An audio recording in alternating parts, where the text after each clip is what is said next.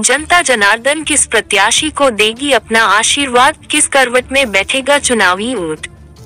क्या बीजेपी लगा पाएगी जीत की हैट्रिक या कांग्रेस खोलेगी अपना खाता?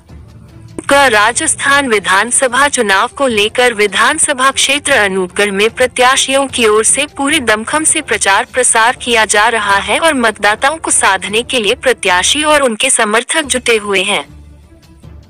लिहाजा अनूपगढ़ विधानसभा क्षेत्र में यूं तो 7 प्रत्याशी चुनावी मैदान में है, लेकिन कड़ी टक्कर भाजपा की प्रत्याशी संतोष बावरी और कांग्रेस प्रत्याशी शिमला नायक के बीच बनी हुई है। वहीं भाजपा से बागी होकर चुनाव लड़ रही निर्दलीय प्रत्याशी शिमला बावरी ने भी जनसंपर्क में ताल ठोक रखी है।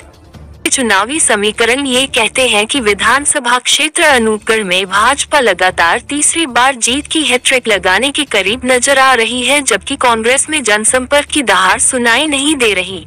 प्रत्याशी संतोष बावरी ने बुधवार को महारैली निकालकर शक्ति प्रदर्शन किया, जिसमें अनूपगढ़ विधानसभा क्षेत्र की हजारों की संख्या में जनता और कार्यकर्ता तथा सैकड़ों गाड़ियों का काफिला शामिल रहा, जिसने विपक्षी पार्टियों व अन्य प्रत्याशियों के सामने चुनौती साबित कर दी। इस प्रत्याशी शिमला नायक और निर्दलीय प्रत्याशी शिमला बावरी द्वारा जनसंपर्क किया तो जा रहा है, लेकिन उनके चुनावी प्रचार और जनसंपर्क का शोर कहीं सुनाई नहीं दे रहा।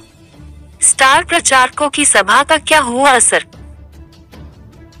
स्टार प्रचारकों की बात करें तो भाजपा प्रत्याशी के पक्ष में पूर्व मुख्यमंत्री वसुंधरा राजे ने रविवार को घरसाना में और कांग्रेस प्रत्याशी के पक्ष में कांग्रेस के राष्ट्रीय अध्यक्ष मल्लिकार्जुन खड़गे ने सोमवार को जनसभा कर हजारों जनता की मौजूदगी में विपक्षी पार्टियों पर हमला बोलते हुए अपनी सरकार द्वारा किए गए कार्यों पर प्रकाश डाला। हालांकि पूर्व मुख्यमंत्री राजे की जनसभा में विधानसभा क्षेत्र के भाजपा नेता और कार्यकर्ता एकजुट नजर आए और राजे ने जनसभा में मौजूद जनता से जब भाजपा प्रत्याशी को भारी मतों से जीताकर समर्थन देने की बात कही, तो आम जनता ने अपने हाथ ऊपर उठाकर भाजपा को जीत का आशीर्वाद देने का स्पष्ट संदेश दे दिया। वसुंधरा राजे की जनसभा के बाद भाजपा की पकड़ क्षेत्र में मजबूत नजर आ रही है। वहीं कांग्रेस राष्ट्रीय अध्यक्ष खड़गे की जनसभा में टिकट नहीं मिलने से नाराज नेता भले ही एक मंच पर नजर आए हो, लेकिन नाराजगी और भीतर घाटी की जड़ें कितनी गहरी है इसका अंदाजा लगाना मुश्किल है। उन्होंने केंद्र सरकार पर जुबानी हमले बोलते हुए खुद को मजदूर का बेटा बताया। हालांकि जनसभा में मौजूद लोगों का कहना था कि हम तो मुख्यमंत्री अशोक गहलोत के जनसभा में शामिल होने की बात पर ही आए थे, लेकिन मुख्यमंत्री गहलोत की जनसभा में नहीं आने पर मायूसी हाथ लगी।